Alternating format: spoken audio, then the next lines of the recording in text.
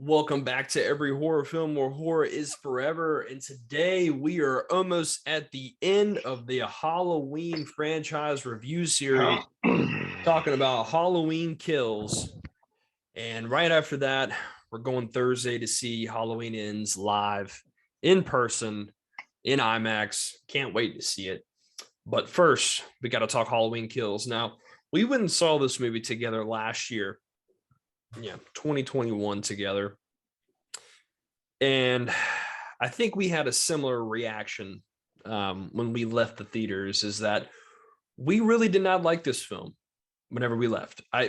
Maybe you can correct me if I'm wrong, but for me personally, the first time I saw this movie, I did not like it in theaters. I hated it, actually. We were with a party of about six or something like that, and I think the general consensus across the board, even from some veteran Halloween fans that are older than us, the consensus was the same. That movie sucked. That was the first reaction right out of the theater. Yeah. So a lot of people were pissed. A lot of people didn't like it. They thought it was a huge drop off from 2018. And then you had the camp that, I would go home and I'd watch reviews, of people talking about this movie, and they absolutely loved it. I mean, there were people that loved this movie. They thought it was great, thought it was a great slasher movie, thought Michael Myers was the best. And I was just confused. I was dumbfounded. I was like, is there something I'm not getting here? I don't know, man. I didn't get it. So a couple months went by. It finally came out on DVD. I got it here on 4K. It's the first movie I ever bought on 4K because I got a 4K player. I watched it on 4K this past summer, and I actually really enjoyed it. So I was like, weird. I kind of enjoyed it. I know you said you've watched it twice. This was your third time. This is also my third time. So I was in the camp of being 50-50. I was like, well, the first time I saw it, I hated it. The second time I saw it, I really liked it. Like, am I somewhere in the middle, or where am I at? So I watched it again. I just got done watching it. And to give my honest thoughts on Halloween Kills.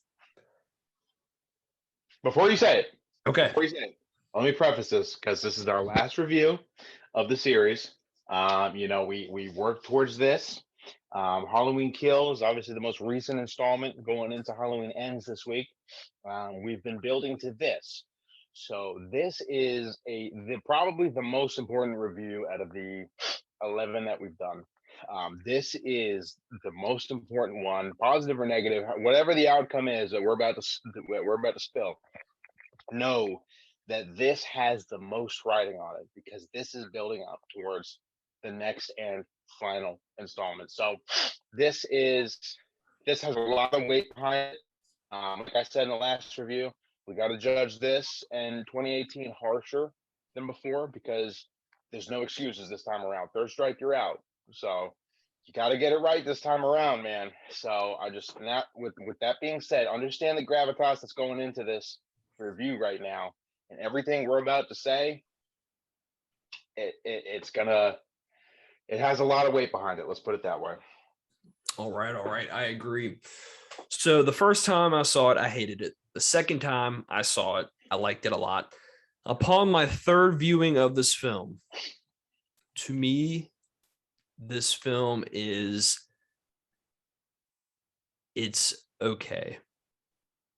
It's just okay. I hate to say that. I really do. I wanted to go into this movie being assured that I had found out the secret sauce that I watched on the second time. And I don't know if it was maybe just because I'm fatigued from watching all of these movies every night in a row. There are 12, 13 of these damn things. There's a lot. And I don't know, man. I mean, there's some things I like in this movie. But there are some things I really strongly dislike in this movie. And I'm kind of in the middle there. I know that's very boring. I should be either this or that, but this movie is just very okay to me. It is what it is. So with that being said, Jeff, give me your thoughts upon your third viewing of Halloween Kills. So to go off what you just said about being okay, being okay in 2022 and 11 movies in is a lot different from being 3 movies in in the 80s and being okay. You know, like number 3, Season of the Witch was okay. Halloween 2 and whatever year that came out, that was okay. But we've had 40 years to grow on this. So the definition okay means a lot more than it did 40 years ago. What is okay now might have been amazing back then. True.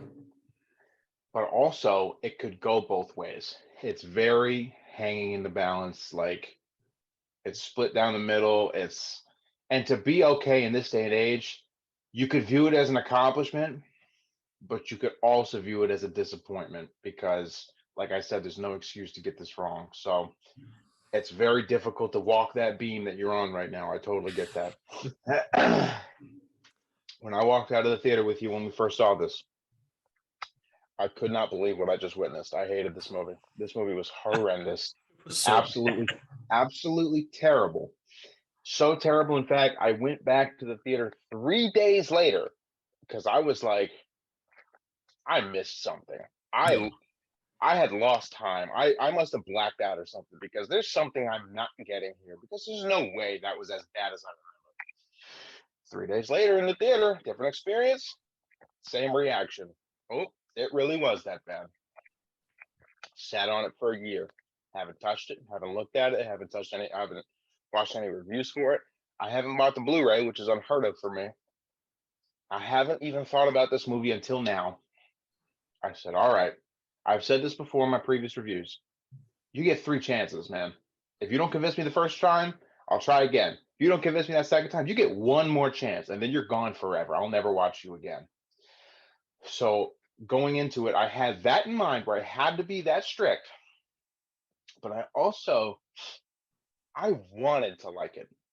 I went into it with the mentality like, okay, yeah, I hated it the first time, but now that I've mulled on it a little bit and we've talked about the other movies are fresh and 2018, I'm even more in love with it now. Maybe it's different a year later. So I went into it very blind, as clear-minded as I can, fresh off 2018, and I sat through it. And my final opinion on Halloween Kills is not at all. You want to know what's really funny is that as soon as you said what you thought it was going to be, it cut out. So I have no idea what you just said. Really? Wow. Okay. How's that sound? It like froze right when you were like, my opinion is, and then it stopped. And that's the end. We'll see you next week. My third viewing opinion is I don't like it. This movie's not good. And that's my final answer. And you blew it. I'm not changing my opinion on it.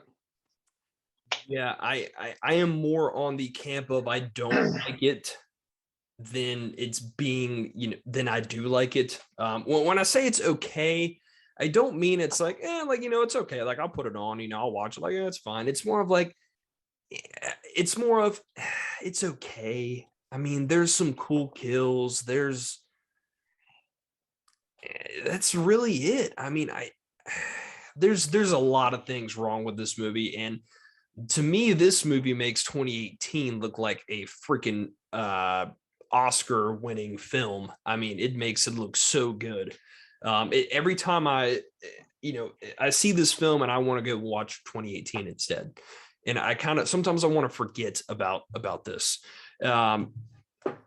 There's so many things that went wrong in this movie, so we'll start off from the bat. We'll say this, we'll start with Michael first, since we always start with him. Well, I guess we'll start with the plot. So this picks up right after, just like Halloween 2, this picks up right after the first film of this trilogy. They're on their way out, headed to the hospital because Laurie suffered a pretty bad wound there, being stabbed, and the firemen are on the way to put out the fire that has become her house. And she's freaking out because they don't know that Michael Myers is down there, and she's like, no, let it burn, and of course they go and they try to stop the house from burning because they're firefighters, and they spend most of the film in the hospital, and we get introduced to some legacy characters, I guess you could call them that. and they just end up getting killed. And they do this whole preachy mentality about mob mentality and how that's bad, and how man, it did not feel like a Halloween movie to me at all. It just I'm not saying like the themes of the film aren't good. I mean, I understand what they're trying to say, but it's just the way it came across was just so it just is unbearable sometimes to just listen to the dialogue. Like there's some points where I guess the second time I saw it, I kind of got where they were coming from in certain perspectives, but then I watch it again. I'm like, it doesn't do it for me, man. It's such a bummer. It is a bummer. Yeah. Now, I didn't like Resurrect this, but it's one of those that's like, they're just like they're pissing in the wind. Like they got nothing left. We know it's a joke. At least we can have a good laugh and have some good moments reviewing it. Halloween 2009, which I said worst, and that's because it just so doesn't matter. Like in the back of your head that this is garbage. Right. Rob Zombie just completely mutilated it for his own enjoyment. I think, I don't know, but there was nothing good about it, and that was okay because we had coming the road. Kills is different. Kills is a different beast because if this movie's bad, it hurts Yeah. because you have to care about it because we haven't gotten to what's next. It's current. It's in this timeline official. It's canon. There's no like we're in our third strike, we're out phase here. So we got to get Yeah. it right. And the fact that it's not good for fans like us is a horrible sign. Um, I'm what I said about 2009 is I don't actively have any feelings towards it, and that's why it's my I have active feelings towards this movie because I have to and I want to and I feel obligated to. Correct. And my active feelings are nothing but negative. Like I have very negative emotions towards this movie. The fact that I dreaded watching this again, and it's what comes before what we're gonna see at the end of the trilogy on Thursday. That's sad, man. It's Yeah. heartbreaking. That's the best word I have for it. It I defended 2018 so strongly because it like you really won me back. Like I stepped back from the ledge of leaving this franchise and I was like, wow, like you guys can actually pull this off. Wow, like great job making this relevant again. Yeah. Okay, I'll wait 2-3 years for what comes next. But man, I'll tell you, absolute real curse of Michael Myers is that this man cannot have a good movie twice in a row. That's the real curse. It never happened, and it never will happen. So we get this abomination of a continuation of 20. Beautiful story. And I'm not going to say that any Michael Myers movie is thinking man's movie because slasher horror movies are not thinking movies. But 2018 was the closest we ever got to it. Yeah. You know, it was written very well. It was very smart. There was a lot of subtlety. There wasn't a lot of over explaining. The references and Easter eggs, they weren't just references and Easter eggs. They were actual allegories for an evolution, and it was good. It was fun to think about. I don't watch these movies for the kills. If I wanted that, I'd go watch Saw. I really would. So you got to win me over with a story that's compelling, that I care about, and you did so well in 2018, and then you just spat in my face like I was somebody new here, like I haven't been here this whole time, and it's just I felt so insulted watching this movie. Honestly, I didn't even feel insulted watching Rob Zombie's Halloween because I realized like the Yeah. people who like that are in the minority. I feel okay not liking that, but I feel insulted by this movie, and I just didn't. It has never sat well with me, and unfortunately, we're at a point where I don't think it's ever going to. I don't know what Halloween Ends has in store for us. And my emotions are going to do 180 about kills once it comes. Yeah, it's really unfortunate to watch this and then go in like a couple days from now and go see Ends because you're kind of like, this movie kind of kind of sucks. But so obviously, let us explain why we don't like this film. So first off, we'll start with Michael, and you know, I like Michael in this movie for the most part. I like the mask. I actually own the mask. I have it for this version, Halloween Kills mask. It's a good mask. It's James Drew Courtney. He does a good job of portraying Michael, but they just I understand, it being Halloween Kills and there's a lot of kills in it and it's gory, and that's fine. I don't have a problem with that. And I like to see Michael Myers, kind of go off the ledge and be a little bit of a badass sometimes and, do some stuff he wouldn't normally do. But I feel like in this movie, I mean, it's just they do a lot of stuff that at first I really like the Michael Myers scene where he comes out of the flames and he attacks people with all the firefighters, but that just isn't Michael Myers to me. Like I get it, it's cool and it's fun to see, but it feels like Michael Myers is like a super villain, and he just stepped out of jail and then he just attacked all the good guys, and it wasn't done in a way that felt like Michael Myers to me. And I know that's going to get a lot of people pissed off in the comments. I'm sorry. It's an okay scene, but it just does not feel like Michael to me. And I saw it, I'm like, dude, this guy's doing like action moves like on people. Like it just did not feel right to me. It doesn't feel right to me. Dude, like never before has Michael Myers been this John Wick Matrix type character where he just goes and he just kicks 12 asses at once. So to finally do that, the thrill of seeing that for the first time, I'll admit, super dope, right? Like, Oh oh yeah. yeah, he's pissed off, he's not pulling any punches, whatever. But if I wanted that, I'd watch Rob Zombie, right? Because it's just not. That is another high that only strikes once, Yeah. and it's not lasting, man. It's just such a temporary thrill that does more disservice than anything because he's not this.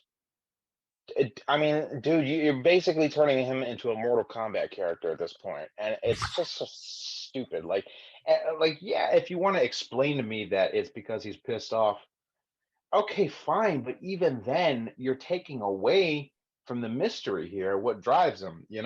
Like 2018. First of all, the big elephant in the room for me, 2018 was such a good cathartic ending to Laurie Strode's conflict. She got him. Even Michael Myers, in his black eyes, you could tell like he's like, all right, you won. Like it felt good. It felt like a real win. Like it felt as real as H2O did in its time. And to just come back and undo it the way Resurrection did in the first 10 minutes and just have him hop out of that like that whole movie didn't just happen. Yeah. Like whatever, man. Like why did I even get invested? That's the thing. And there's a bigger question there that I'm going to ask you later, but like to just come out of that and just start swinging, I feel like because I was curious about what these reviews were 2018. I wanted to see if people were sharing our opinions. Dude, a lot of people didn't like 2018. They were Yeah. saying that it was like dark, didn't feel like Michael, or it was like I don't know, like not enjoyable in different ways. But I feel like they saw the reviews and they were like, all right, these people want violence, they want action, they want gore. Yeah. And like there I think there's two sides to the Michael Myers fan base. There's me and you who like the lore. They like the building upon it. They like the character and the questions that come with it. They like the story aspect of it. And they like the kills too. But there's the other side slasher flick to take them out for 2 hours. And they want to see some good kills. They want to see some practical effects and blood splatter. Like, yeah, they want to see horror. Dude, I want to see good violence too. I want to see him threaten.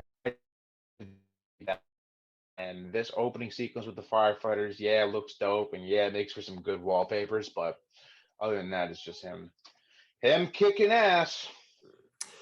Yeah, I mean that's kind of all that happens in the movie, and we get a, I'm not going to say a rehash of the original Halloween 2 or Rob Zombie's Halloween 2, but we get this again. We go to the hospital, and it's like we've seen this so many times. I mean, I understand like the hospital, there's other stuff going on in the film where the original Halloween 2, the pretty much the whole film happens in the hospital, but we've seen this. Do we really need to see it again? Do we need to see this established again? Like, no, we don't. So they take Lori to the hospital, and she's with Lauren, or not Lauren, Karen and Allison. Michael escapes, and they go to the hospital, and they're like, we got him, we finally got him, not knowing that he's already escaped. And we get these we get introduced to some legacy characters. Now, I will say this. In the beginning, the first time I saw this movie, I literally was convinced that Tommy Doyle was the worst character to ever come into this franchise. In this particular film, I mean, he made Paul Rudd's Tommy Doyle look like a freaking amazing Oscar performance. I hated Tommy Doyle. I've come to like him a little bit more in his performance, because I feel like I understand the character that they were going for a little bit more. But the first time you see it, it is just, oh my God, it's so annoying. You don't want to see him talk the whole rest of the film. But, we get introduced to some legacy characters. We get introduced to him. We get introduced to Lonnie, who's in the first film for, I mean, was one scene. I actually like the actor that portrayed him. I think he does a fine job for him to be, kind of a random legacy character to join in the film. You get Nurse Chambers. I mean, she's been in this franchise a couple times. She's there. And then you get Lindsay Wallace. That's fine as well. It's the original actress, Kyle Richards, that played her. So that's fine.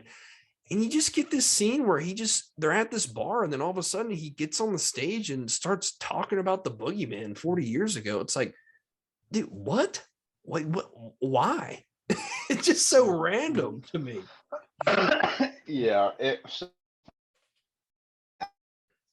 biggest selling point, and the main selling point that they used for this movie is bringing back these legacy actors who are still alive from the original movie. The nurse, the kids they were babysitting, Tommy Doyle, even Lonnie, who was shoehorned in and retrofitted into this plot. He wasn't there in the first time.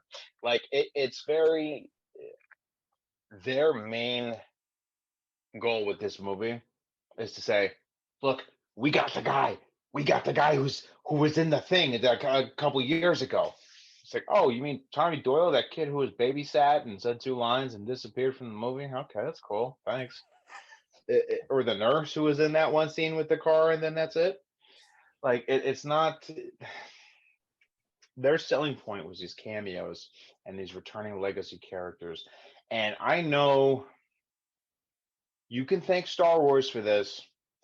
Yeah. But man, I get the appeal of bringing back these characters and these actors who are still alive for the member berries. I get it, man.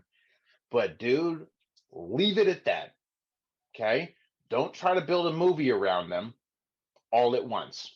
Because let me ask you this, and think off the top of your head to answer this, because I don't think you can. Who would you say is the main character of this movie? Maybe the city of Haddonfield, the mob. I guess that's my.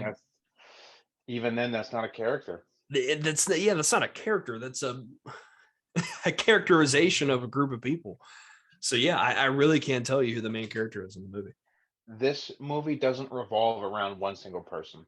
Where 2018 revolved around Laurie's whole family, which makes sense. The Laurie, the daughter, the granddaughter. Okay, that's good. It doesn't revolve around anybody. It doesn't even revolve around Michael. it opens up and you think it's going to revolve around Hawkins because he comes back and you have that whole flashback sequence, which we'll talk about, where Hawkins, like, he encountered Michael back in 78 and he's got some unfinished business. Like, you think it's got the Hawkins centric movie now that Laura's in the hospital. But even then, that doesn't happen. You think it's going to be Tommy Doyle, but even Tommy Doyle does nothing but just say things and then just move on. I mean, he's as much a Yeah. character as anybody else who was brought back. So this movie is so hell bent on just throwing out these Easter eggs that they don't even focus on a story. No, they don't.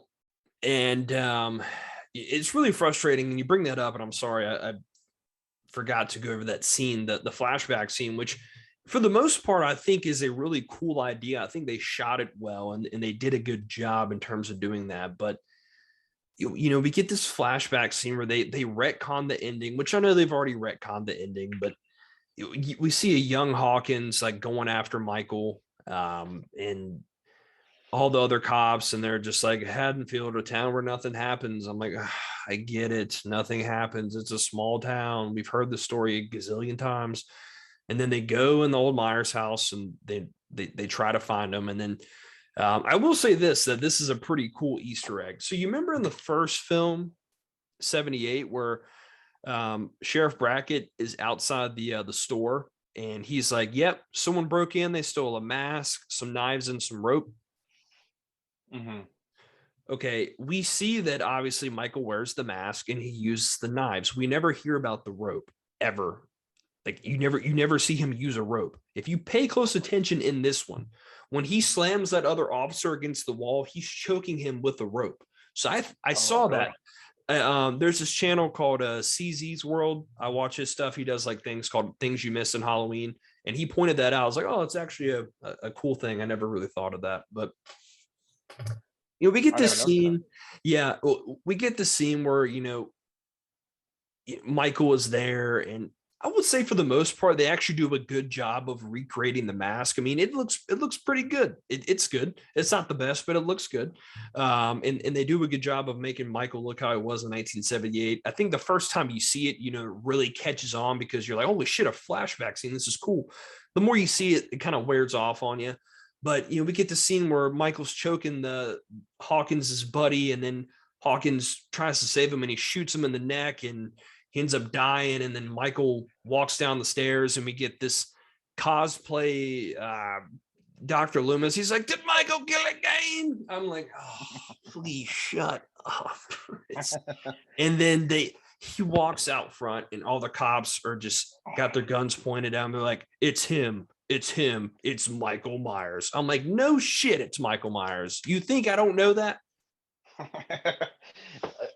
So I think unanimously, the big highlight of this movie and its saving grace is that flashback scene to what happened after the 78 film. Because 2018 established that, yeah, he was arrested, but there's a gap between where he leaves the balcony Yeah. area and him being arrested. So we finally closed that gap with a flashback scene that won my approval. It was great. The mask, the blue light, the cinematography, it looked good. I believe that it was the original Halloween 1978 epilogue. So Yeah. very good. Kudos. I thought that was super creative. I really liked that.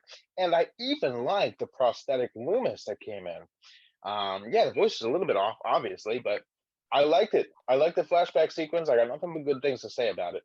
I was very, very happy with that. Leave it at that, man. Forward the story. Stop shoving these legacy characters down my throat.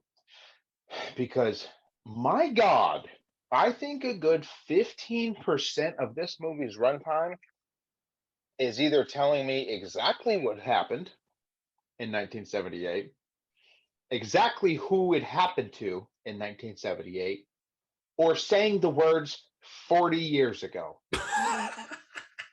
15% of this movie is that. I get it.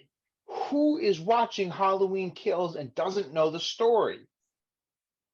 Like 2018 was so strong like I said in the last video, because they used a lot of visual storytelling rather than Correct. exposition. Like Correct. Laurie's compound, the family, the Smith's Grove. Like there's a lot of visual storytelling to pick up the pieces, but it still progressed it forward. It didn't dwell on the past. This movie is only dwelling on the past, and I'm just gonna get this out of the way now. Like this movie, here's the feeling that I got from it. This movie felt like it was talking to me like I was 3 years old, and it had a keychain full of Easter eggs, and it said, "Here, look, dangly, huh? Pretty cool, huh? Huh?" Like I'm gonna giggle and fart in my pants at the sight of these keys, and that's all it did. It did nothing to teach me anything to forward the world building. It did absolutely nothing. It just said, "But look what we got. We got what actors are still alive? Oh, him. He's still alive. We got him back." Yeah, no shit, dude. You offered him a big paycheck. Like, I don't care. I never cared about Tommy Doyle. I never cared about Lindsay Wallace. They were just kids.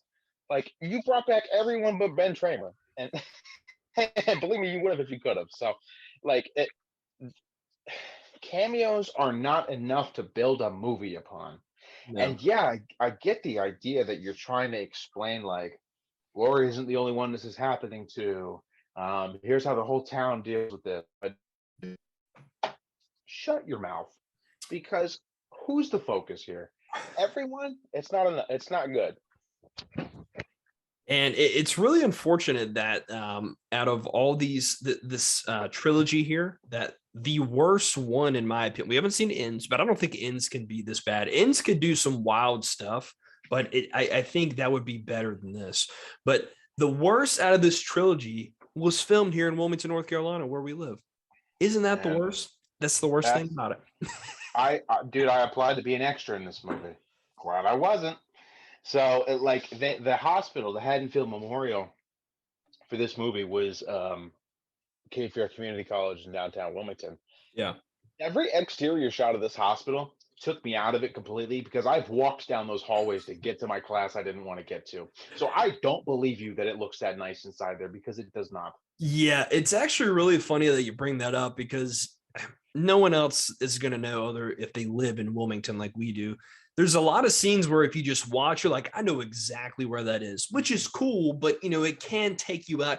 I couldn't say that's the film's fault because it's not, but it's just if you watch it and you live here, it's kind of like, oh, I know where that's at. Like, nah, that's not how that looks, or that's not how, yeah. But yeah, and just the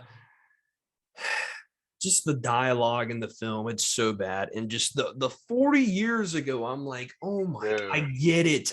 Please God, don't say it again. And we haven't even brought up that one term yet. We haven't even said it yet.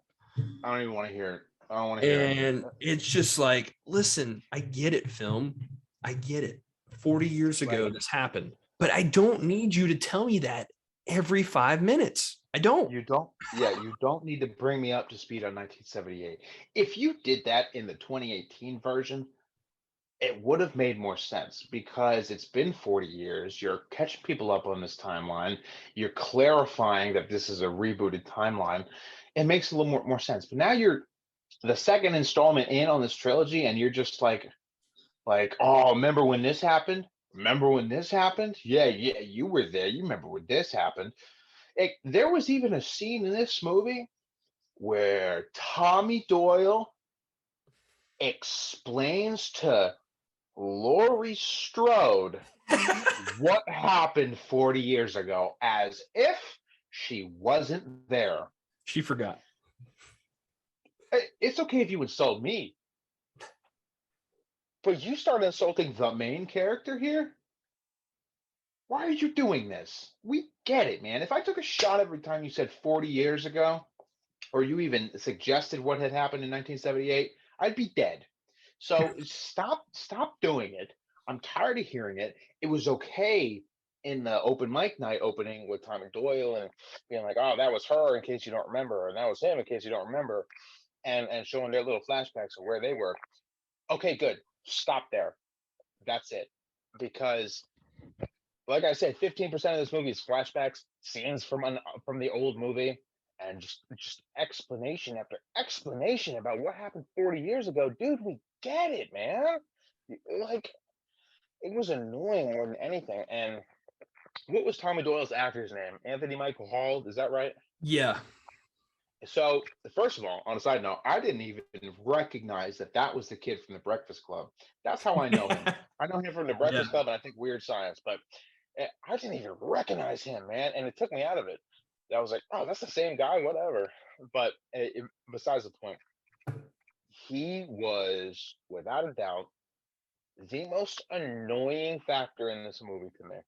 His dialogue and every word that came out of his mouth and every overacted expression on his face was the most annoying and cringe-inducing thing in this movie.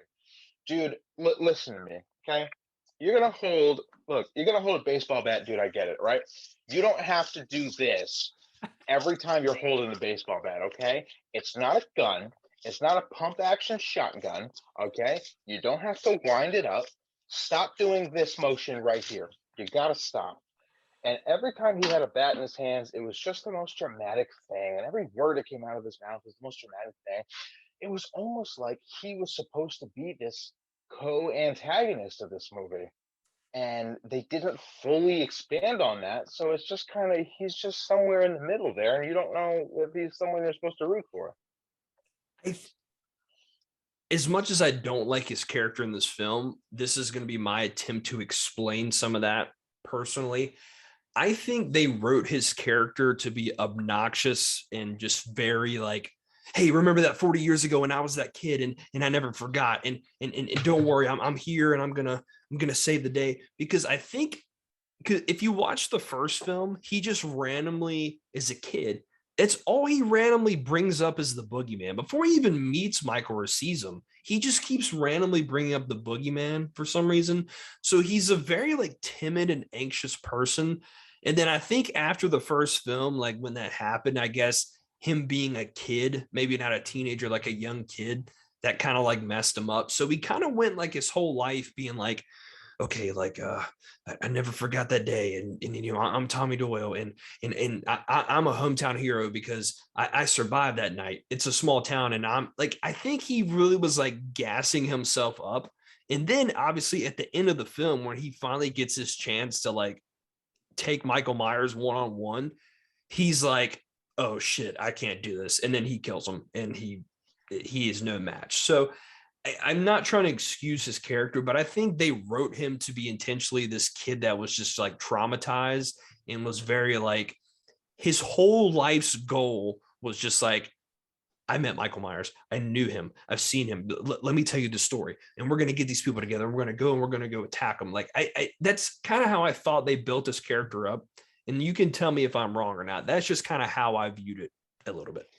That's exactly right, and it's almost like they were trying to make him originally the main character of this movie, like they did with number six. Like if it seems almost as though the screenplay writers, if they got Anthony Michael Hall and they didn't get the Marion Chambers actress or the Lindsay Wallace actress or the bracket actor, you know, if they didn't get these other legacy actors back, they would be like, all right, here's Tommy Doyle taking it upon himself, for right or for wrong, to rally a troop of, tell me if you heard this before. Rally a troop of redneck hometown heroes to go and hunt down Michael Myers. Tell me if you haven't heard that before. Now, Yes. It worked the first time. Why wouldn't it work this time? it worked very well the first time, but like I said, there's no main character of this movie. And there's so many just like, I was there. Oh, I was also there. Oh, also, here's what happened to me. All at the same time. It's like everyone's fighting over the spotlight in their own way. And Yeah. no one actually gets it. Because like if Tommy Doyle was the main driver who took a backseat in this movie, okay, fine, but you didn't even do that, and it just wasn't balanced, and it was too much like just fan service, and every time you got real sick of it, it was like, oh, here's Michael Myers killing a random person with a fluorescent light bulb, ha ha ha, like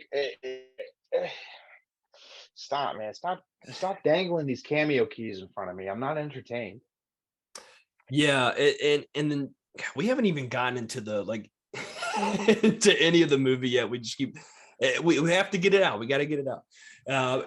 We got to get it out. And here's the thing: like, we don't even need to do a play-by-play because this movie doesn't track in a way that a story should unfold. It's kind of like, if you think about it, this whole movie takes place over the span of what, 5 hours maybe, and it's kind of just like the only reason this movie exists, the only reason, is because they need to bridge the gap between 2018 and Halloween Ends. And because of that, you have an undone cathartic ending from 2018. You have some time wasters about where are they now with these cameo characters in the middle here. And then it's just what? Like it's the whole movie just reeks of the writers trying to get the characters into their starting positions for Halloween Ends. And turns out that starting position for all these characters is dead. Because who survives this movie? Almost, and that's why I don't care about them. Yeah, there's only 2 people really, or I guess 3. I don't know. We'll talk about that a little bit later on. But yeah, all these characters that they try to build up, most of them die. So anyway, why? I don't know. Why'd you need to bring them back? And my thing is like, all this bad stuff happened to you whenever you guys were a kid. Like, this has been like, okay, 40 years ago, obviously, take a shot. Did you never like grow up and maybe like move out of your hometown or maybe go away or like go do something? Like, it's like their whole life was about this day, like 40 years, maybe not all of them, but a couple of them, they're like, hey, yeah, remember 40 years ago? I'm like, have you done nothing with your life since that Dude, night? Man, like, well, it remember that it was just 5 murders in 1978 and that's it, and there's nothing more. It's just like, dude, you built a whole personality around this. Come on, man. Like, that's like going that's like going to the bar and like just randomly going to a place to get a drink. You see this guy you went to like high school with, and like, oh yeah, what you been up to? He's like, oh, not much. But you remember that one time like in freshman year? And I'm like, dude, yeah, but what do you do for a living? Oh, well, you remember that time we did this and like freshman year? And I'm like, what? oh my God. It's just like, dude, you remember that time I almost died in a car accident in high school? It's like, yeah, okay, but you're 39. What have you done since then? Like, it's annoying, and that's just the best word for it. Like, so these legacy characters, they get wind that Michael Myers is back, and they decide to rally and form like a hunting party to hunt this guy down Wait, because before you go any further, oh, you brought up a good point. They find out that Michael is on the loose. Now, listen, I get it. Some of these people, other than the legacy characters, they've never seen Michael before in their life. They've maybe seen a picture of him before, but they have never seen him in person. And it's been 40 years since they've seen him. Okay. But I was not buying that all of a sudden after 40 years, Michael Myers had turned into the Penguin cosplay. And to me, if there was they show like in the background, like the pictures of the 2 guys that escaped. There's one taller looking guy, and then there's one short, the guy looks like the Penguin. He looks like what's the guy that played him? Danny, what's his name? I don't know, but there's, so the news in the bar shows that two convicts from the bus crash are still on the loose. Danny One of DeVito. them, Sorry. yeah, Danny DeVito. One of the people whose mugshots they're showing on screen is this absolute troglodyte of a man. He's like 5'6", and he's hair, not in shape. And the second one, which we as the audience don't see, is this 6'9", well-built. Who do you think it is? So that sounds like a stupid question, but that's going to come into play later, because I'm just going to cut to the chase here. We're not going to give you the play-by-play because all this is just cameo. knows and kills. That's what this movie is. So we're going to fast forward to the controversial part in the middle, because this is a big topic of discussion. So the first half of this movie, Tommy Doyle is rallying the people of Haddonfield, like, "Hey, Michael Myers is back. You know,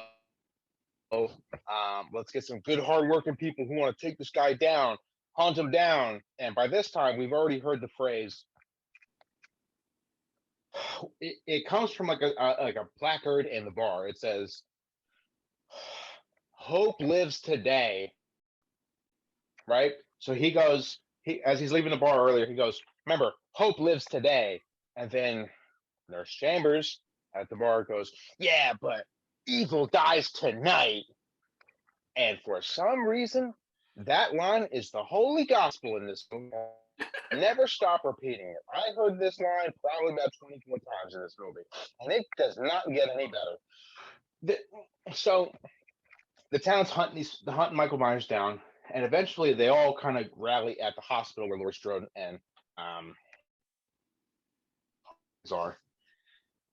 And the other escapee, we'll call him Danny DeVito for the purpose of this argument, shows up, and people immediately assume that that is Michael Myers. This guy, who you can't see over the crowd of average-sized people, is in the Smith's Grove clothes. People in this hospital turn into a rabid pack of animals, including the doctors and security, and try to literally murder this guy.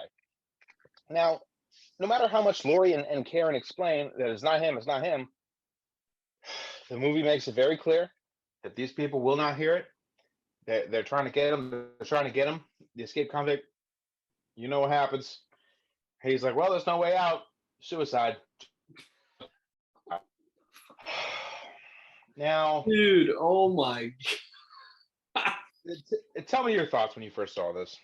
Dude, when that happened in the theater, I remember I looked at you and I don't remember what I said, but it was probably something along the lines of, "What the fuck?" Oh my god, it did not make any. I get what they're trying to go for. This whole angle of mob mentality is bad. I understand that, but it just does not work in this movie in the way that they try to. This guy is an escaped mental patient. Like it just doesn't make any sense. He jumps off the building and they show his body and his arms like this and his face is like, it's horrible, dude. It is so bad. It makes no sense. And then they're like, Sheriff Brackett, who makes a cameo in this film for some reason, he was the cop or the sheriff from 40 years ago. He's like, 40 years ago, my daughter died. I'm like, really? You don't say. And then he's like, "Look, Michael's turned us. He's turned us into monsters like he is." I'm like, oh my God, that might be the worst metaphor I've ever heard in a movie ever. It's so man. So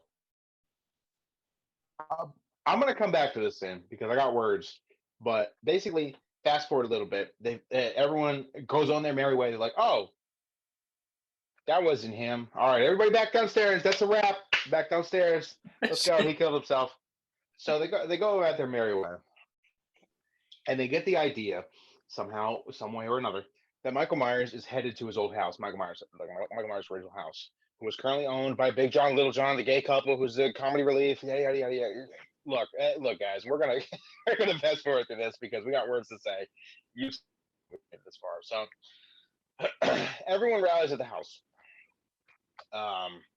Andy Matichak, her name's Allison, obviously, stupid.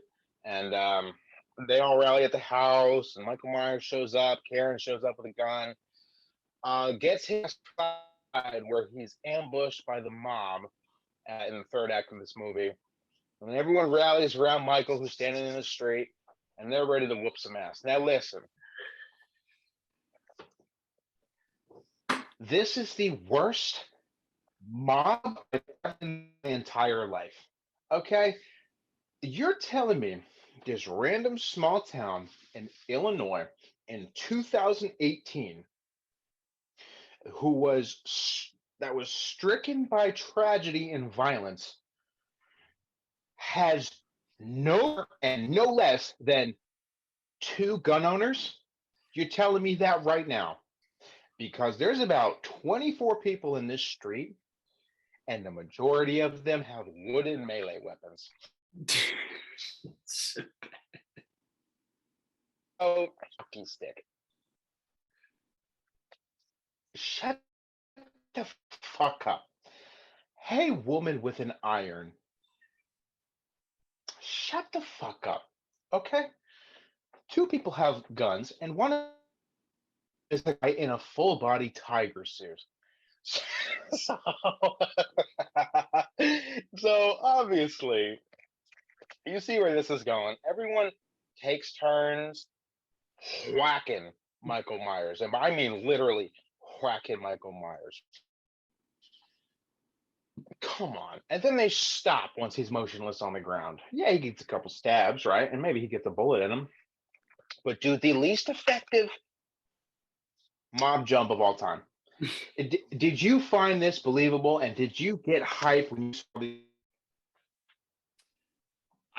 I could have sworn that at the hospital there was like hundreds of people like swarming, and then when they got to the mob where they're supposed to kill the actual guy they were trying to find, there was like 20 people.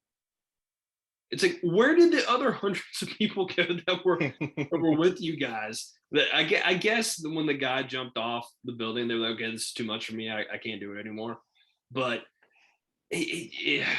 listen, man, they try to attack him with like an iron, and people have actually made a joke about that lady. She's the Iron Maiden of Haddonfield, and she's actually done like a couple like interviews where she kind of like talks about it because it's so ridiculous. It's funny, but it's the most ineffective mob jump I've ever seen, and all they do is just beat him up a couple times, and he falls on the ground, and they're like, okay, that's it, enough. I'm like, you have just made the biggest deal about this guy, about him being basically Satan on earth, and you're going to stop when he just falls on the ground?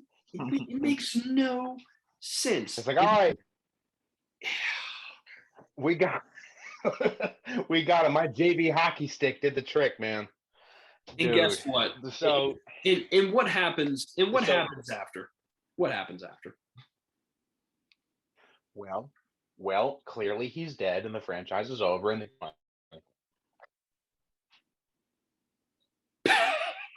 psych.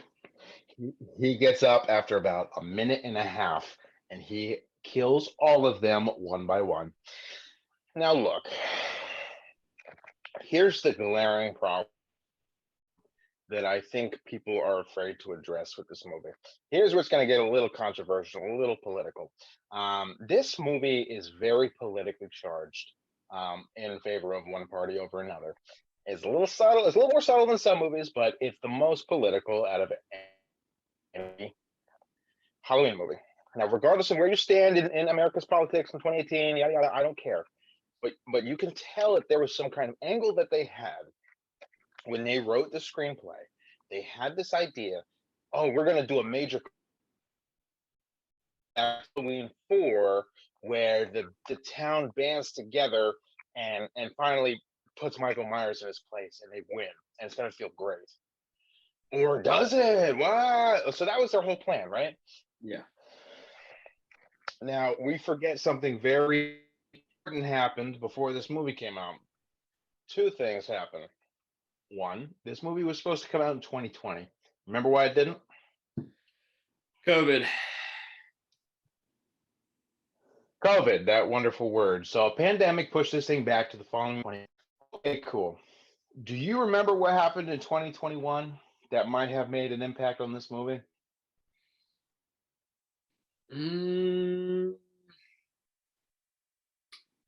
No. What? It was probably. I'm assuming had to do something with the death of someone or police brutality. I could be wrong. Close. January 6th, 2021. Oh, yeah. The real life. the riots. Yeah. The riot Real life politically charged mob. Riot. I was watching the news that day. And very obviously a politically divisive thing. So that happened smack dab in the middle of when it was supposed to come out, when it did come out. So obviously, 9 months after something that controversial happened, I don't know if it's Universal or Miramax or Blumhouse or David Gordon Green or Jamie Lee Curtis, but somebody said, guys, we had like this movie about a mob banding together and causing violence. We don't even want to touch that. And then they're going to say, but wait a minute, that's our entire movie. And everyone threw their hands up. No one's going to admit that. Maybe they did. I doubt it. I really doubt they did. But before the release date of October 2021, they had some changes to make because they suddenly didn't want a mob mentality movie. Too touchy of a subject. So obviously, what you get now is this movie that was very obviously built around a mob forming, a mob, getting stronger, and a mob beating Michael Myers, and in a last minute twist. You have to scratch that. And what you have to put in now is a scene like in the hospital where a mob mentality is bad and it results in the deaths of innocents, and it shows that anyone who's participating is a bad person. So obviously you get that. Now, they fit it in as best they can. But what you get is this very disjointed movie message about mob mentality and people banding together. So what was once a movie about hometown pride, and yeah, it's a good thing, hasn't fully transformed into a movie about hometown pride is a bad thing. Don't ever band together against violence because you cause nothing but problems. You get a little bit of both, and the result is, I don't know if this movie is telling me and the general audience if mobs are good or mobs are bad, because it wants me to root for the mob at the end of the movie, but it also wants me to smack them on the wrist. So I don't know what the message of this. Yeah, it's just it's bad, man. It's so bad, and I hate when movies try to take certain angles about things like that, especially in a horror film that's a slasher movie. If anything, it just doesn't belong, and there's no character development in the film. At some point we kind of figure out that Michael's not really after Lori and all this stuff. I'm like, okay, like it is what it is. And then they Michael rises up at the end. He kills them all in what's one of the like worst edited scenes I've ever seen. It's like a 2000s like scene where out of a action movie where he's like spinning around and like stabbing and knifing people. It's bad. It's so bad. The editing is horrible. The And blood splattering in the lights. It's it, bad.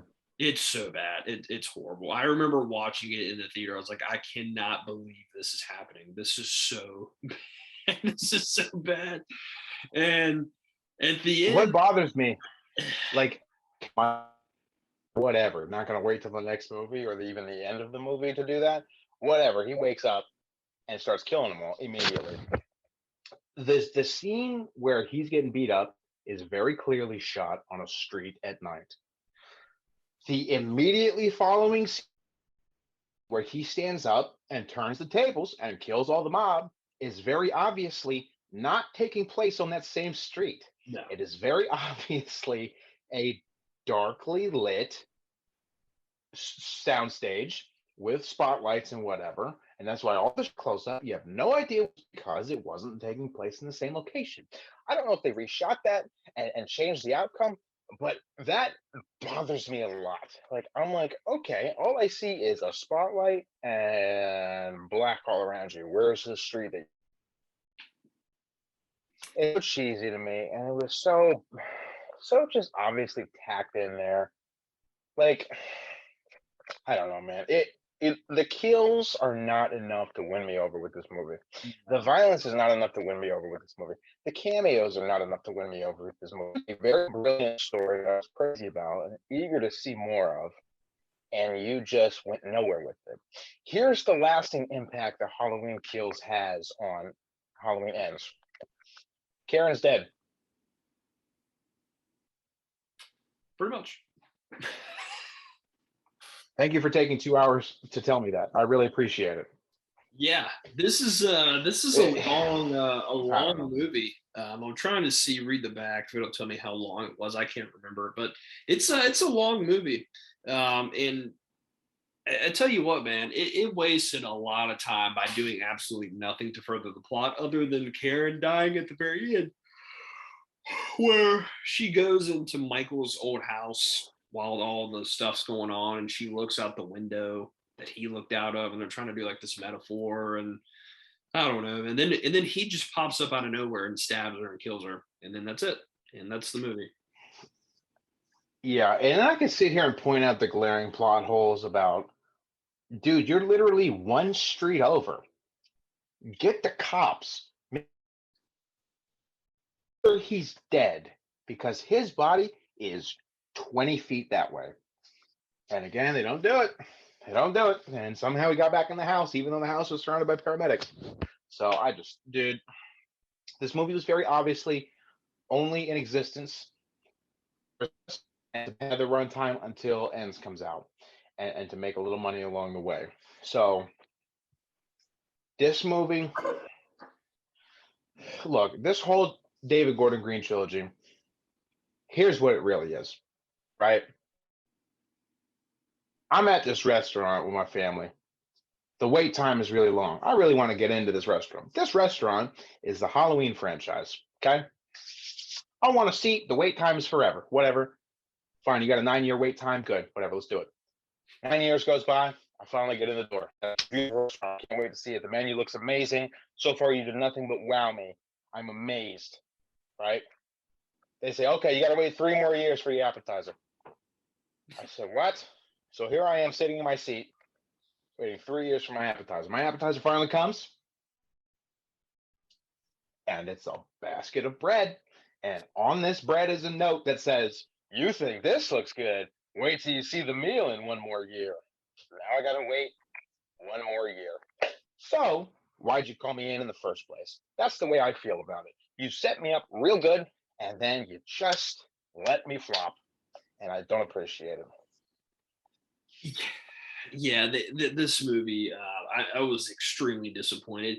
And I don't know what it was when I watched it the second time that made me enjoy it. I think it's because maybe I just took it a lot less serious than I'm taking it now and the first time. And I just kind of popped it in and was like, I'm just gonna have fun with this thing, man. And that's fine. If you want to put this thing in here and just enjoy some of the cool kills, like, and that's your thing, then that's fine. You probably like this movie, and that's okay. But I think maybe from the aspect where I was trying to review all the movies and I was trying to take some sort of substance from everything, there is no substance here, and it just nothing happens. I will say this though, probably my favorite scene in the whole movie is probably when Michael attacks those that random couple, that biracial couple, the black lady and the In the old beginning. black guy. Yeah, I really like that scene because I mean it's brutal. Like when I saw it in the theaters, I was like, damn, like that's pretty tough. But that scene where like he's got her, like he already stabbed her with the fluorescent bulb, and she's kind of like laying there just like watching, and Michael just taking the knives and just stabbing it to her husband's back. I was like, damn, like that shit was brutal. That was Yeah, probably my favorite scene in the whole movie. Everything else I could care less about. it was a good kill. And if you ever felt the broken fluorescent bulb, I can tell you right now, that will shred you up Ooh. like crazy. So I'm glad that was a good kill. But that brings up another point I forgot to mention. Halloween 2018, we discussed it at length. How Michael doesn't kill everyone he comes across. Right. Whether he's killing because you're in the way, or he's killing to get a kick out of it, or he's choosing not to kill you for some unseen reason, there are some potential victims that don't get killed by him. And the mystery of who gets chosen and who doesn't that adds to it, right? In this movie, he kills every single person he comes across. It's just gluttonous kills with no mystery of why did he choose her but not him? Why did he choose him but not her? Like all that from the last movie is gone.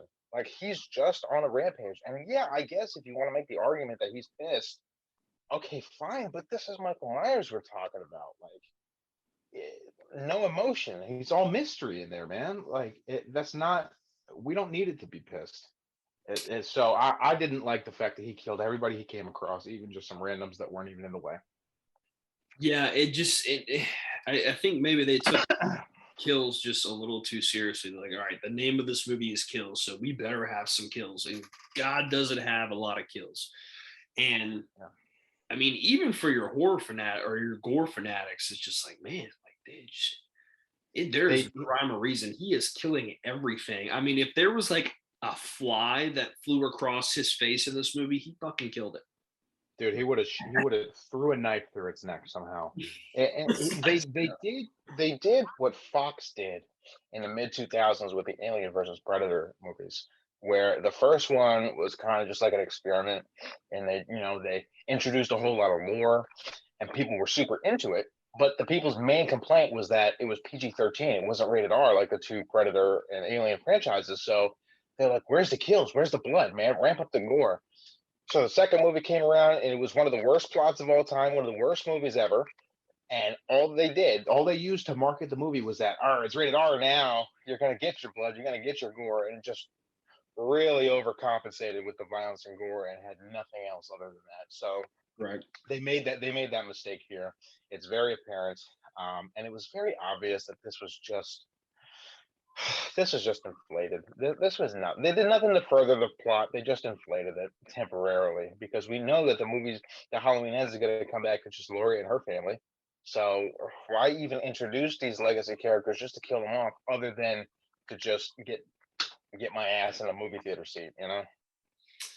Yeah, and I mean that's pretty much it. And the movie ends with Michael, killing Karen, and there's actually an extended a different cut. It's got a couple extra scenes in there. One of the scenes is where that same thing happens, but the phone rings, Karen's phone rings, and Michael picks it up, and it's Lori on the other side, and she can hear Michael breathing, so she knows it's him. But that's it. Um, yeah, I don't like this movie. It's tough to watch. I guess the second time I watched it, I just was in a very carefree mood, and I was like, what, it's kind of fun. It's just some nonsense killing, just going along, which is fine. But when you look at it from a perspective of trying to, view it and stack it up against the other movies in the franchise, it just the writing is so bad. The dialogue is horrible. There is no plot. It makes no sense. I mean, there is nothing redeemable. I don't even love Michael that much. I mean, I like him, but in 2018 it was like the return of Michael, and it was cool, and it was like, man, it feels so good to see him. And then in this movie, it was like, okay, he's like Thanos, and he's just killing and destroying everything, and it's like he's not like I get it, but he's not that type of character, and Yeah. it really didn't make me care for him that much in this movie. Everything you liked about Michael in this movie is only in place because it was inherited from the movie that came right before it. There wasn't really anything new other than his action villain crazy kills. There wasn't anything really to build upon. Yeah, there's fire damage to the mask, but this movie takes place 10 minutes after the movie we just ran and raved about. So obviously there's not much change to Michael other than the way he's portrayed. So let's get to the holy grail of this review, man. Let's talk about ratings. I mean, here we are at the latest and greatest of the Halloween franchise. We've rated everything else up to this point. We gotta rate this one harsh, because they've had a lot of time to perfect it, and there's no wiggle room for mistakes. So, what's Yeah. your rating? So for me, I thinking about it. I've seen it 3 times now. I think I have a definitive grasp on it. I may like it a little bit more depending on the mood I watch it, but for the most part, I think I know what it is. For me, Halloween Kills, it gets a D for me. It just it's so bad It's so bad. The dialogue, no pun intended, kills me. The the kills aren't enough to compensate. The stupid legacy characters are just get out of my face. I don't need it. And just there's no plot, and they try to throw in these maybe political angles that are hid behind whatever message they're trying to get across. It's bad, man. I mean, this makes 2018 look like the best film of all time, and it makes me like 2018 so much more. And yeah, it gets a D for me, man. It's bad. It's just a bad movie. And it didn't have to be bad. It really could have just, if they wanted to go with like the fun, like slasher, like sequel, like okay, like that's fine. But they didn't do that. They just added in all this unnecessary stuff that did not need to be in this film with the dialogue and the cringe and the 40 years ago evil dies, and I'm like, oh my, it's just so bad. I don't know who signed off on this. That was like, you know what, this sounds good to me, man. Let's get this thing put into production because it's bad. And the only saving grace that keeps it from an F, it's not bad like Resurrection, where it's like, dude, this thing is a complete dumpster fire. Like this never should have seen the light of the day. This is a watchable movie, but there's it's only because of some cool kills, and it has a good Halloween feel, maybe. I don't know. That's it. A D, a flat D is what you give it. But dude, That makes that makes sense. I spent this whole time talking about what I don't like about the movie. I don't think I talked about what I do like about the movie. It's very minor it's very minor things. There's nothing, there's no load bearing aspect of this movie that I like. Some of the little things I do like the score when they're in the hospital. They brought back the guitar that I like. That was pretty decent. Nice little changes to the score there. I like the very, very beginning when the firefighters enter the house and they go down. The guy falls down into the basement, and your question, obviously, at the end of 2018, when they do the burning shot of the basement, is like, "Where's Michael?" Well, it's revealed that he immediately stood behind the roll down door where the guns were stored to protect himself from the fire. So I like that because it not only makes sense, but it shows that Michael's kind of, still tactical, still smart, and self-preservation is in his mind. He's not just standing there waiting for his next move. So I like the fact that he hid behind the door in the basement to protect himself. That adds a little bit of flavor to him. I like that. on,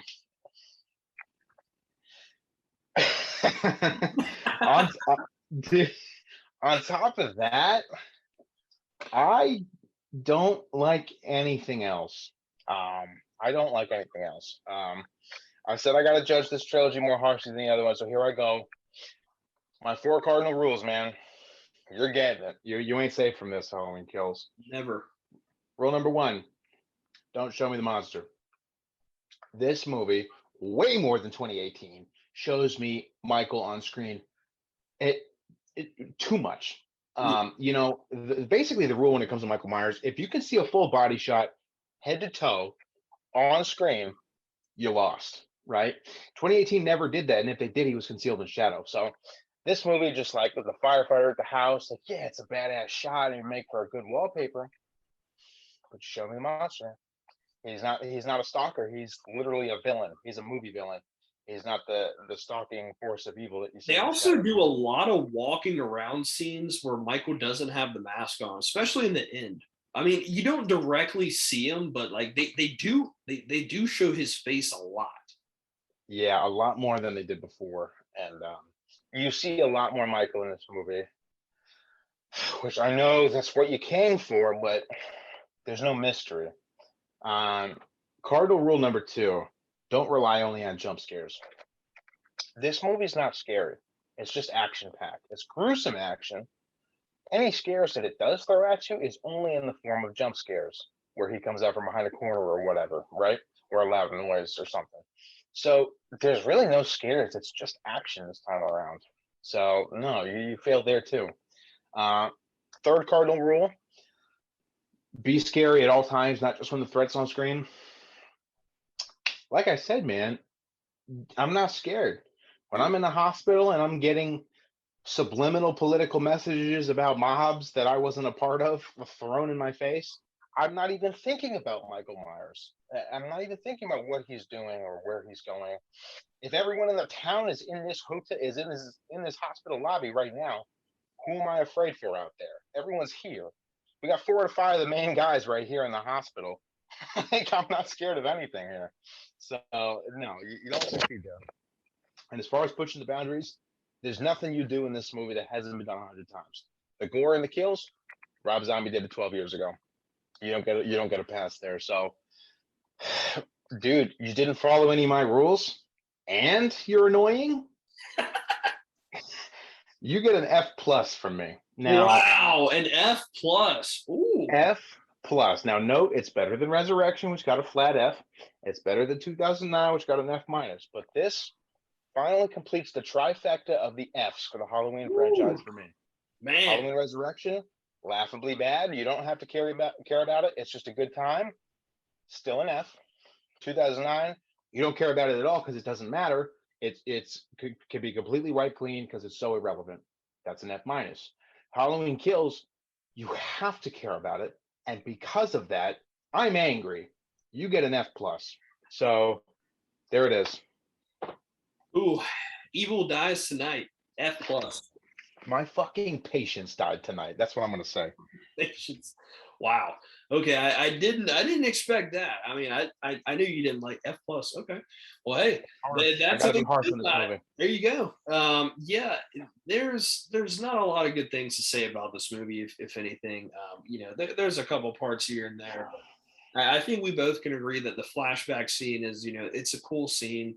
Yeah. Oh, that's the highlight that I like. Yeah, it's the highlight, and that's bad whenever a flashback scene is the best part of a current film. And other than that, man, that's it. There's no character development really. There's just lots of unnecessary kills. The dialogue, you know, if this was a silent film, it might would have been better. And that's the golden rule with movies, isn't it? It might would have been better because we wouldn't have had the bad dialogue. So yeah, man. If this movie came out after H2O, it'd be a different story, right? Yeah. Because you bring back legacy characters. Where are they now? Yada yada yada. Okay, but that's 20 something years ago, man. So, like I said, you get no excuse. There's no grading curve here, dude. Some of your peers that are coming out the same year as you does do it exponentially better. And so far for this trilogy, you got 1 win and you got 1 loss. Now I'm gonna say this: the Halloween franchise, this trilogy, is exactly, and it's gonna sound weird right off the bat. This Halloween franchise is exactly where Jurassic World was about 7 months ago. And what I mean by that is you brought back this beloved franchise after decades that people love and people know. You had an absolute banger right out the gate. You did your homework, you got the fan service, you just completely revolutionized what people know and love. You made a great installment, a good B plus installment right off the bat.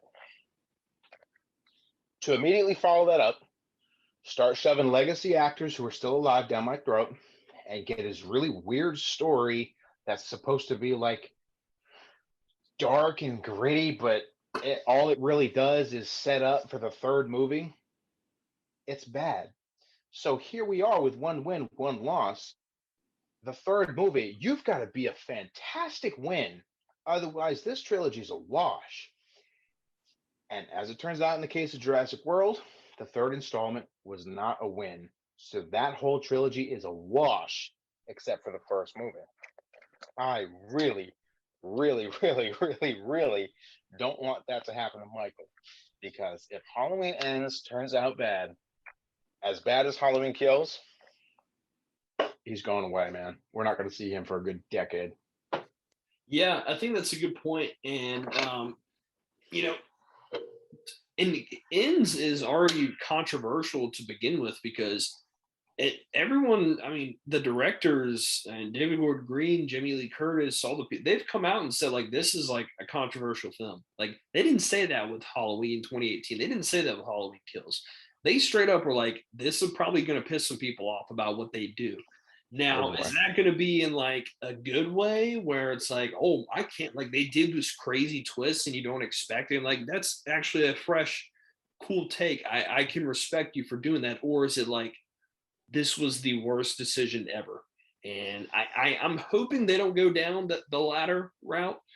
We will see, but it's already, there is no playing it safe with this film. They can't go, they couldn't go back and do like a 2018 and play it safe. They had to go full throttle and do something different, and that's what they did. That's what they're saying they did. Yeah. So, well, that's a wrap on our reviews, man. We've slogged through them all. We've seen the best and the worst of it. We got our rankings, man. I don't want to talk too much about where Halloween Kills leads into Halloween Ends and my ideas for Halloween Ends. I want to save that for a different video. I think what we gotta do is drop a short video right after this and talk about our expectations for Halloween Ends, because obviously I think we have a couple different ideas of where it can go. Yeah, we'll do that. After this Halloween Kills review, we'll get on and we'll do a little bit of Halloween Ends predictions, speculation, things like that. And then I think what we'll do is, once we see the movie, we'll do a non-spoiler, just general reaction of the movie. And then, maybe watch it on Peacock another time or two and just kind of really get the feel for it, and then give an honest, full-on review. And then at the end of October, we'll do a ranking of all the films. So I think that's where we're going to go with that.